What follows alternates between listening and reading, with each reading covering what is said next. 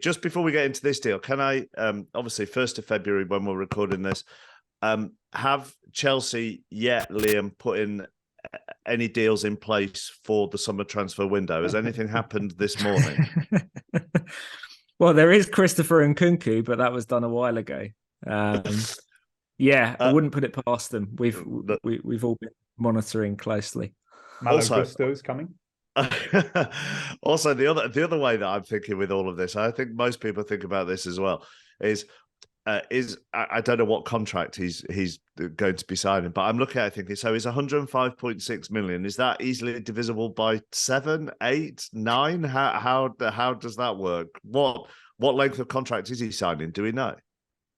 It's 8.5 years, so it's 7.5 with an option for an 8th, the same as the Mykhailo Mudryk deal. Right. Take us through all the events then. I suppose particularly on deadline day, David, as regards this deal, because they've been looking at it since the World Cup. So why did we wait until 11 o'clock on deadline night?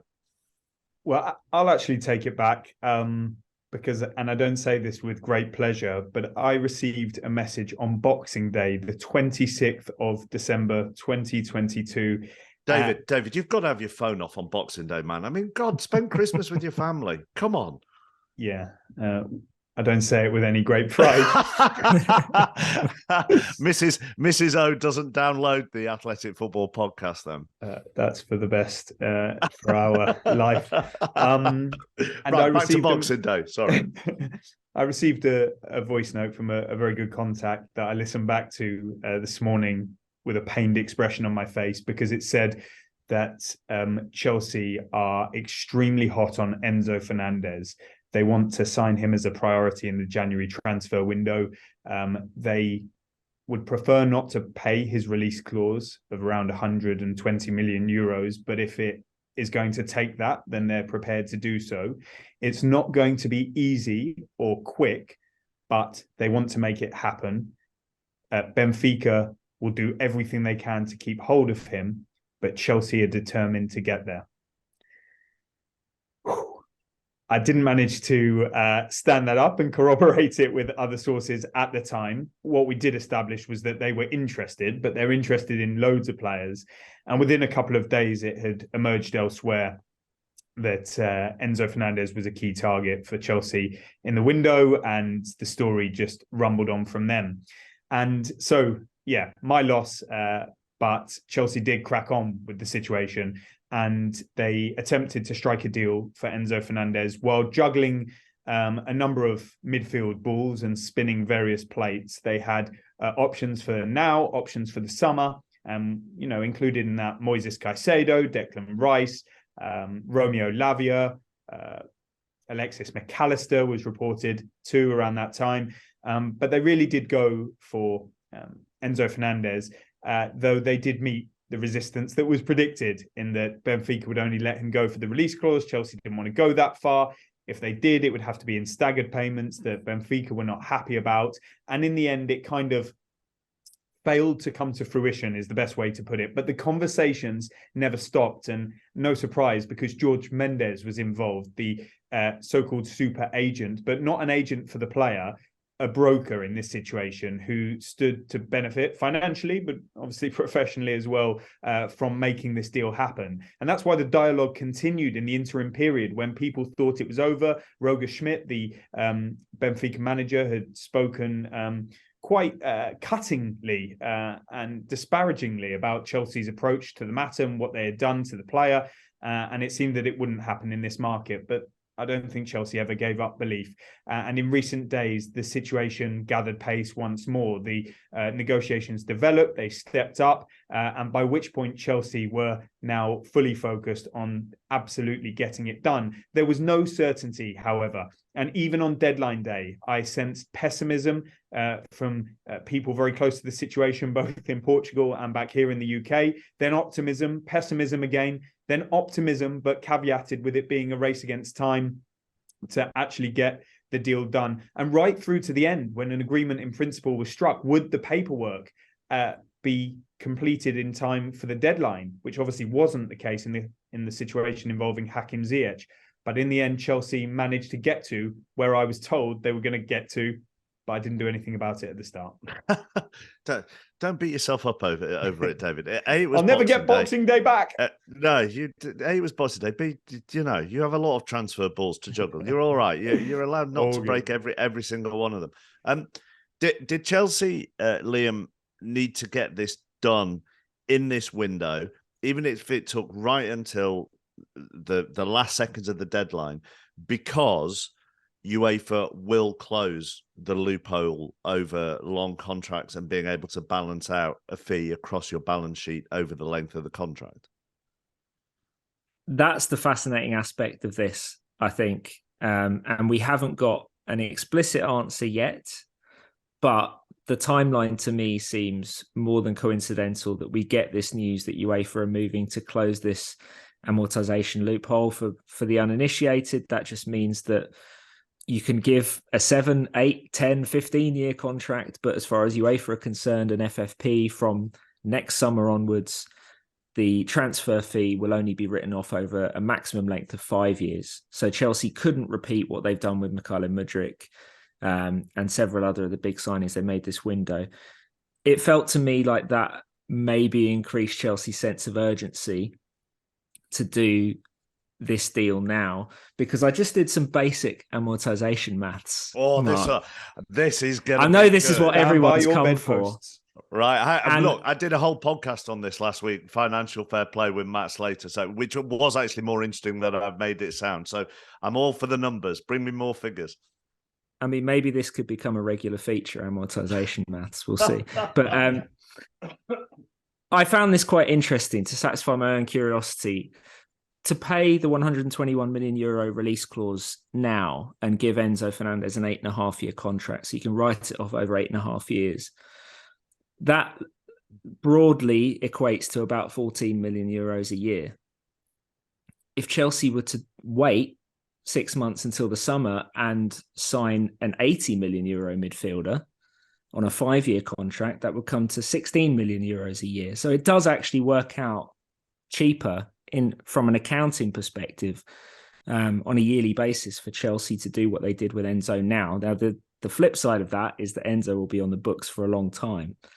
And this is the bet that Chelsea are making with Enzo Fernandez, Mykhailo Mudryk, Benoit Badiashile, all these other players they've signed in this window. They're making bets on these players under the age of 23 that they're going to be good assets for a long time, and they're not going to underperform these ultra-long contracts.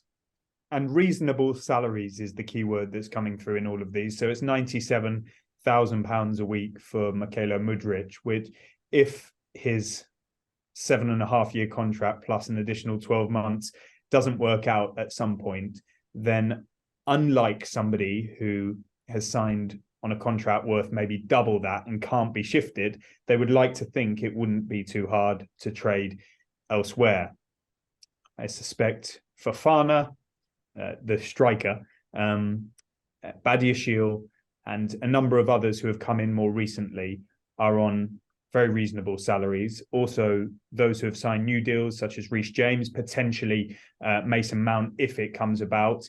Even Raheem Sterling, who is on a higher salary from right at the beginning of the new owner's reign.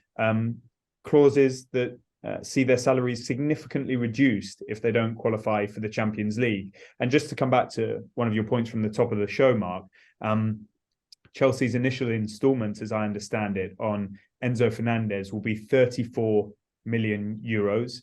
And then there will be 5 more payments thereafter, taking it up to the 120 million euros mark over a period of years. And so that taps into what Liam's explaining about the amortization and how Chelsea are able to afford this. And don't forget, with the departure of Jorginho to Arsenal for what's being described as £12 million, I heard it was £11 million with 2 million in add-ons to 13. If Arsenal win the Premier League, £1 million, and if Arsenal qualify for the Champions League, another £1 million.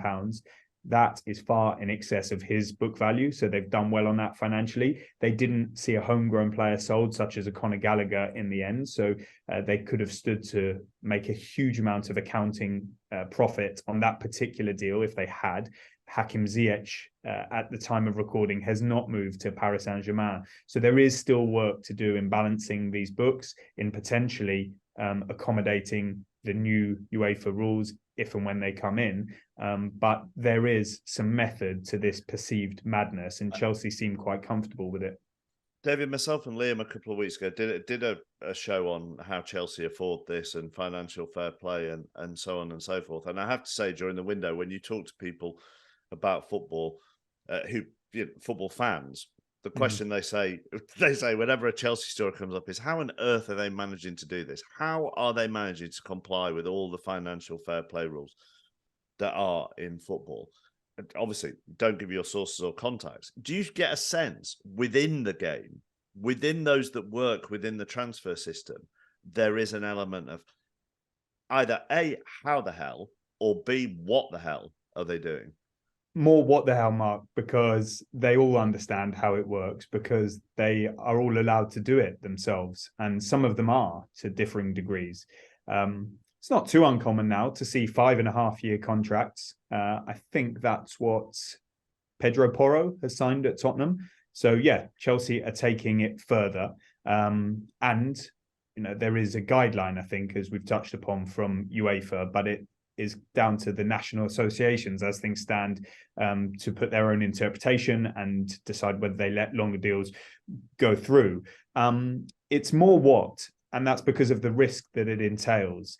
If you sign a player for such a length of time that proves not to be successful, then you could well be stuck with them. And most clubs would rather not have that noose around their neck. However, Chelsea will point immediately to what they describe as reasonable salaries, a point that you picked up on. And that's a narrative and a fact that many people haven't really cottoned onto here, in that Chelsea's wage bill is on its way down compared to the previous regime. And one thing, Mark, that has definitely happened is that Chelsea have rubbed some clubs up the wrong way in terms of the way they gazumped Arsenal on the Mykhailo Mudryk deal.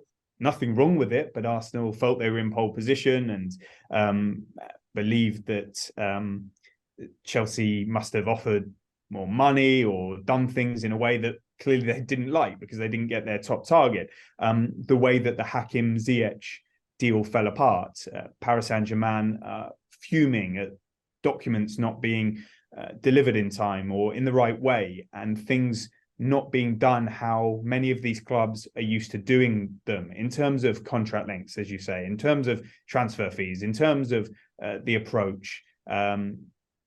Chelsea are talking to everybody, agents, players, families, clubs. These are the new kids on the block, and that is ruffling feathers for sure.